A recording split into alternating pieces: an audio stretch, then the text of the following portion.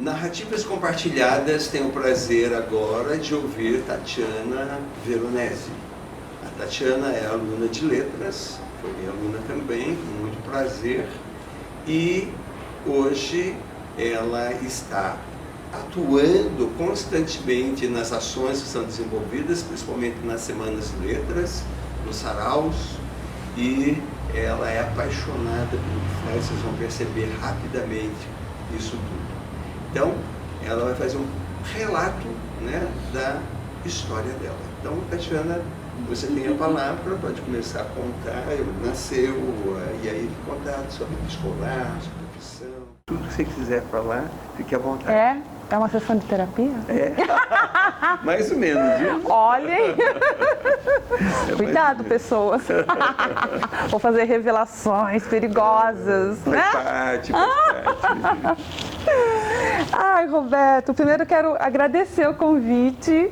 Que delícia estar aqui, fiquei muito feliz. Você é uma pessoa que eu gosto muito, que eu admiro. A gente tem uma relação de afetividade. Com certeza. Vou começar de trás para frente, pode? Pode, do jeito que você quiser. Eu não sou uma pessoa linear. Não. Linearidade não faz parte da minha vida. Fluxo de pensamento. É fluxo de pensamento. Eu estou lendo Virginia Woolf. E o que vocês estão? Eu tenho uma proximidade com os professores da Uniso, e tem muita influência, né? Cada professor daqui me influencia de alguma forma, né? E aí temos um grupo, não é bem um grupo de leitura, mas é um grupo de leitoras, que a gente troca muita coisa, São né? mulheres? Mulheres. E quem, assim, a gente se inspira muito na Daniela Zanella. Sim, e eu me inspirei muito na nossa coordenadora, quando ela, nas aulas de literatura inglesa, literatura norte-americana, aí eu tive contato com a literatura da Virginia Woolf. Sim. E aí eu falei de fluxo de consciência, porque eu terminei de ler a Miss Dalloway agora. E agora eu estou imersa nessa literatura woolfiana.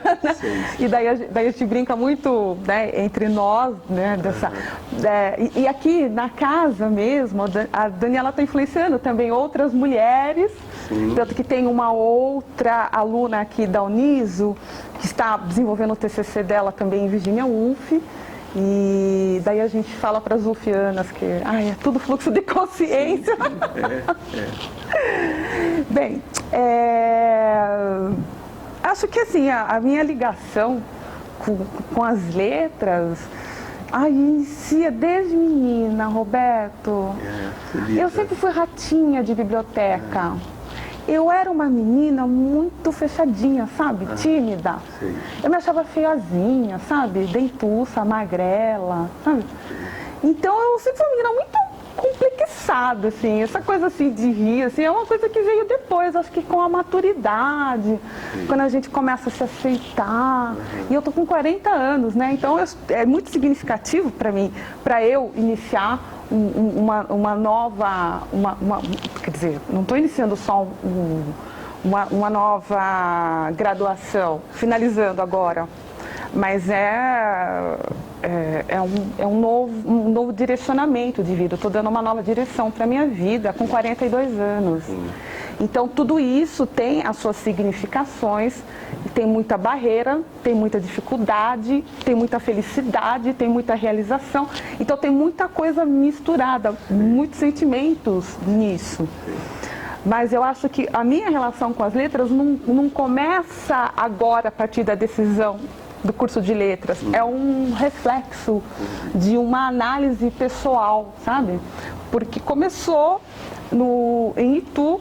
Eu sou ituana e eu estudei, a minha primeira escola foi no professor Dr. Cesário Mota, uma escola estadual de Itu. E lá tinha uma biblioteca, Roberto, pequenininha, uma salinha, sabe? Mas tinham títulos maravilhosos, toda a seção Vagalume, todos os livros da coleção Vagalume, li vários. E, enfim, eu comecei a ler, por exemplo, Machado de Assis, super novinha, eu já comecei assim, não sou uma pessoa que tem um grande repertório de literatura brasileira, mas eu sempre me joguei nas coisas. E sabe o que é uma coisa interessante? Eu gosto de ler o que eu não estou entendendo. E isso é desde pequena. Sim. Porque, por exemplo, quando eu era novinha e eu li Dom Casmurro, eu não estava entendendo nada, Roberto. Eu tive que reler. Acho que foi o quê? Acho que quando comecei a ler assim na oitava série. Oitava série. Oitava série. Sim. Então, eu não entendia nada. Quando eu li As Meninas, por exemplo, que é uma literatura que me marcou, da Lígia Fagundes Telles, agora eu estou começando, assim, está na minha lista de livros que eu quero reler, porque eu acho que a literatura, ela tem essa grande, não diria vantagem, mas essa peculiaridade de se transformar de acordo com o leitor, né? Então tem até teóricos que dizem isso, né? Na verdade, é o leitor que ressignifica a obra de acordo com o seu olhar, né? Isso, exatamente. Então eu acho muito interessante o contato com as mesmas literaturas em diversas épocas da vida.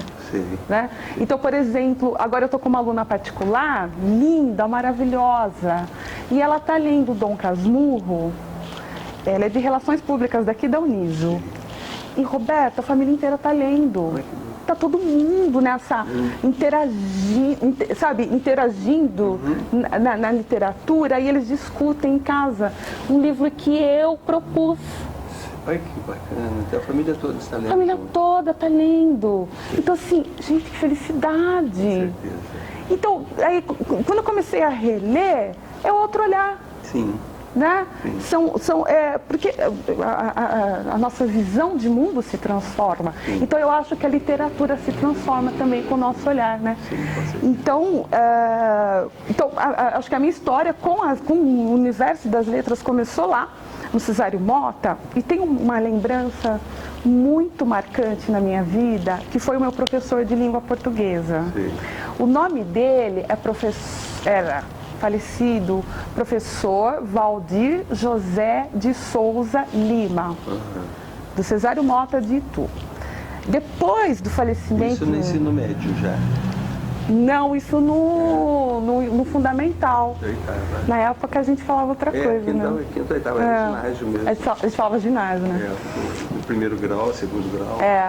Então ele era o meu professor do ginásio. E sabe o que também me impulsionou para a leitura? Foi o fato de que toda sexta-feira ele destinava as 2 últimas aulas só para leitura.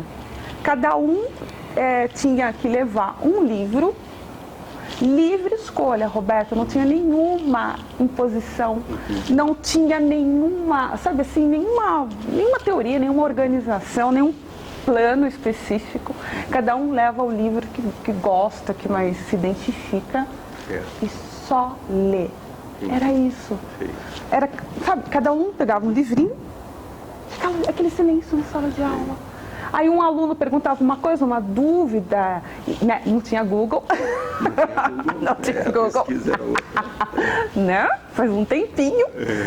E este professor, ele era assim um dicionário ambulante, Roberto. Tudo ele sabia.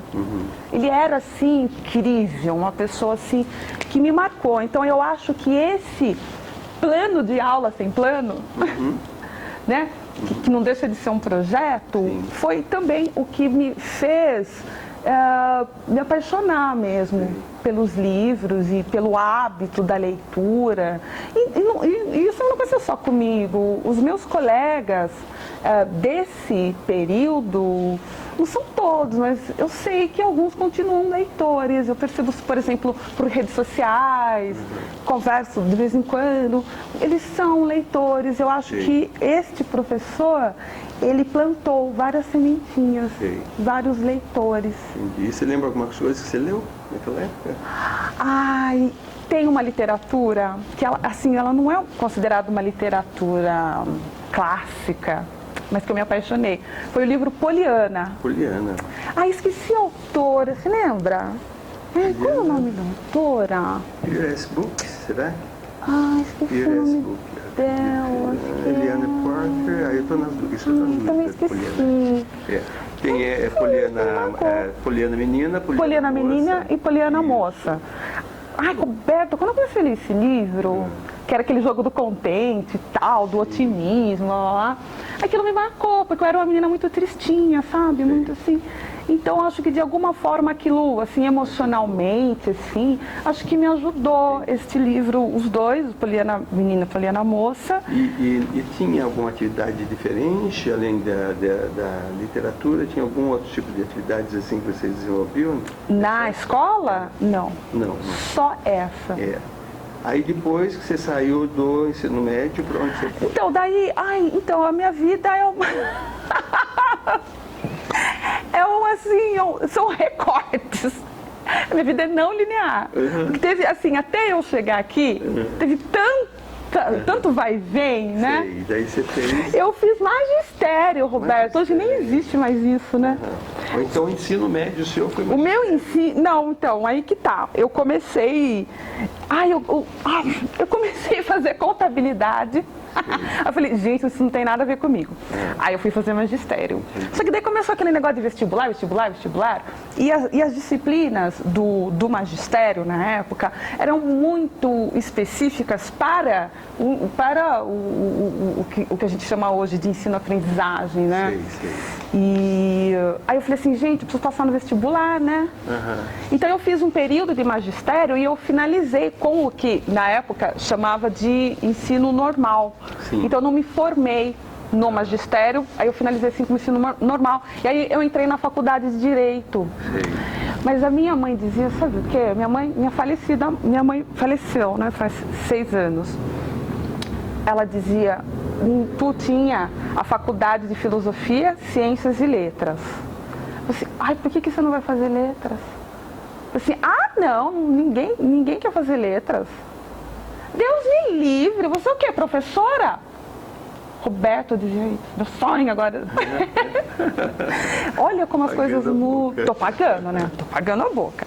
Porque ela falou assim, mas você gosta tanto de ler, você gosta tanto. Eu escrevia poesia.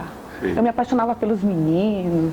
Aí eu escrevia poesia, imagina, né? Não cadê pra ninguém ler, porque eu não queria passar vergonha, né? Mas assim, Roberto, eu escrevia. Eu tava sentindo, sei lá, calor, frio. Eu escrevia. Eu era a rainha do diário, sabe? Minha mãe já flagrou diário, coisa indiscreta. Então eu escrevia muito e aí perdi o fio da meada. Não. Sequência depois. Daí... Só que daí eu não ouvi minha mãe. Eu poderia ter feito letras lá atrás, mas eu acho que não seria. Imagina, se eu tivesse feito letras lá atrás... Toda a minha trajetória seria outra e eu não estaria aqui com você. Não é verdade? Então eu acho que a gente tem que valorizar, a gente tem que parar de ficar olhando para trás e pensar, se eu tivesse feito aquilo naquele tempo. Eu acho que a gente está aqui, a gente tem que valorizar o momento e se é para estar aqui é porque de alguma forma era para estarmos aqui agora, nesse momento, fazendo exatamente isso que a gente está fazendo agora, né?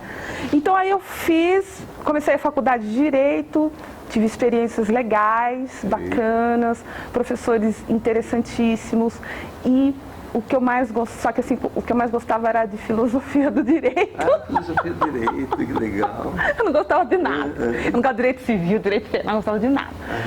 Aí eu lembro de um autor, olha só a minha relação com os livros. Sim. Eu comprava livros, tipo, o pessoal tirava xerox, na época era permitido, né? Sim. Mas eu sempre comprei livros. E aí eu lembro de um livro de direito que é de um jurista, eu acho que ele é vivo, Paulo Nader. E era a introdução à filosofia do direito. E ele falava da relação filosófica entre o fato, o valor do fato e as normas. Gente, isso deu pano pra manga, deu um nó na minha cabeça. Né? Aí eu falei assim, gente, eu gosto de filosofar, gosto de... Filosofia, mas e daí, depois de direito? Aí parei no terceiro ano, Roberto. E depois? Aí fui fazer jornalismo. Porque eu gostava de dar uma pequena pausa, porque depois você deve falar a respeito Tá bom. do curso que você foi fazendo a partir aí de jornalismo. Você tem que me cortar, senão. Com certeza, mas é a história que nós estamos ouvindo e que vai ter coisa aí bastante para falar. Então, até daqui a pouco, quando nós vamos continuar ouvindo a Tati falando a respeito da vida dela dentro desse contexto universitário. Até já.